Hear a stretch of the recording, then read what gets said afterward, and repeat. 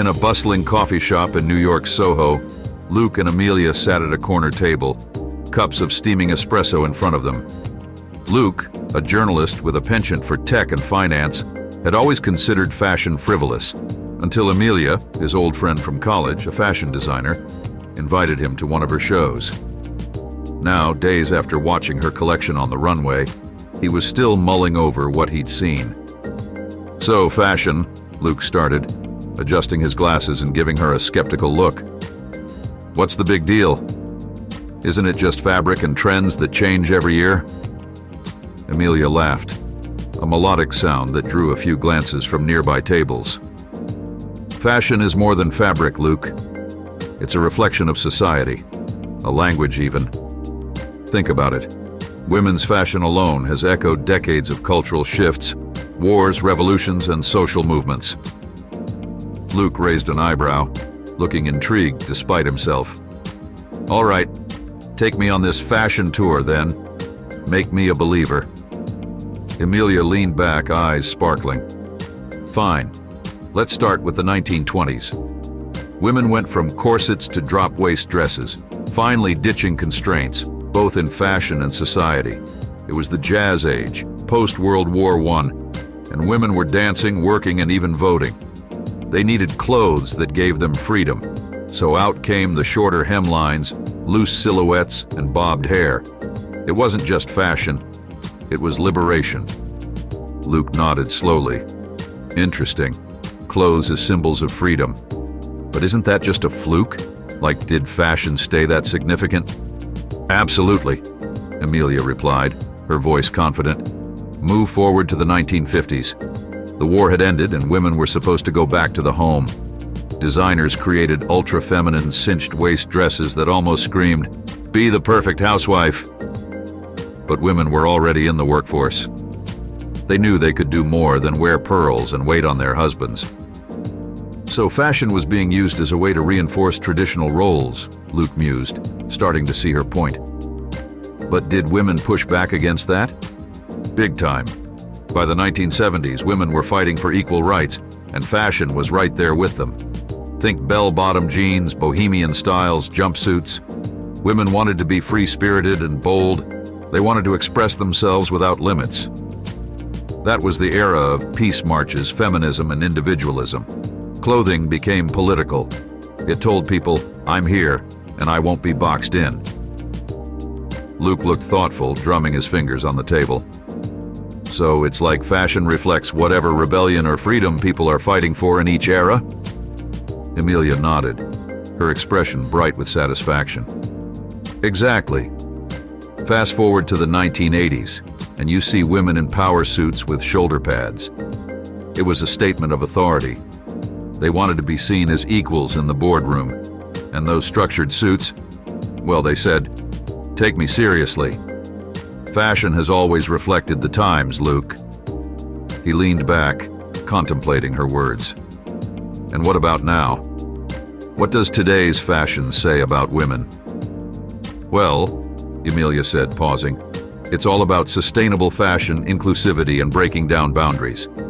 Women today are reimagining style in every way, from body positivity to eco-friendly fabrics. It's a time of being unapologetically individual, embracing every shape, every background, and every choice." Luke looked impressed, a rare expression for him. "All right, Amelia, you win. Fashion is a language, a social mirror. I've been missing the point all these years." Amelia smiled, taking a sip of her coffee. "Glad you're finally listening. Fashion is powerful, Luke. It's how women, and men for that matter, have been expressing who they are and what they stand for, one outfit at a time."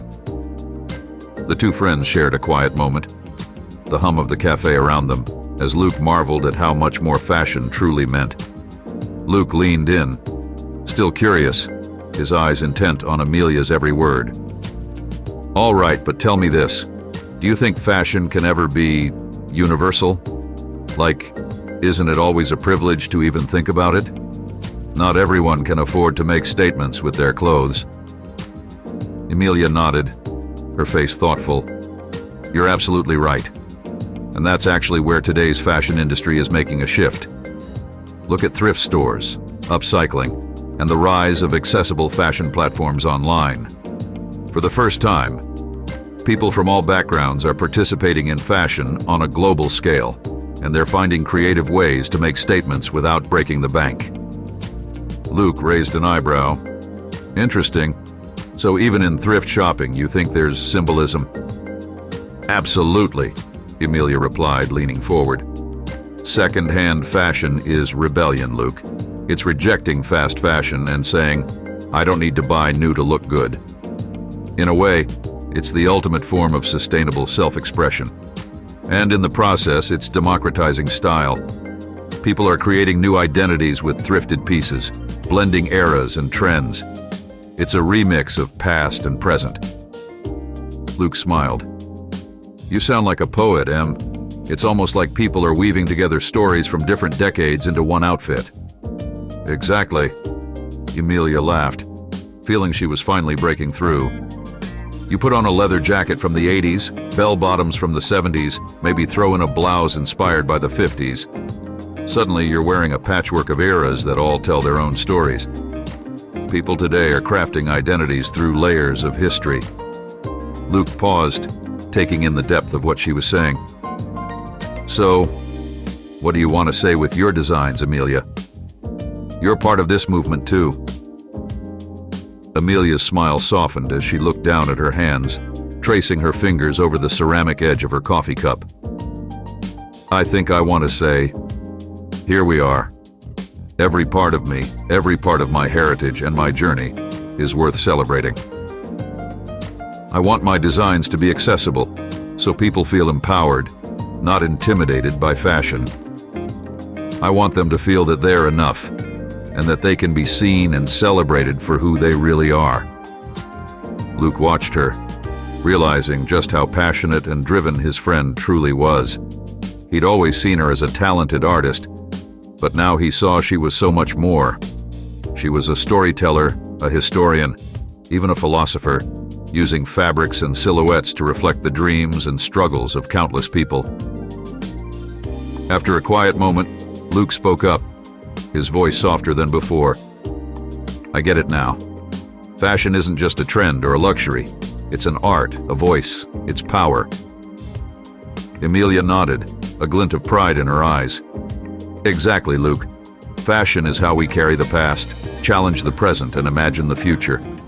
It's not just what we wear, it's who we are and who we're becoming. Luke raised his cup, smiling. To fashion, then, universal, rebellious, and unapologetic. They clinked their cups, a small celebration of understanding in a world full of untold stories, each woven into the very fabric of what we wear.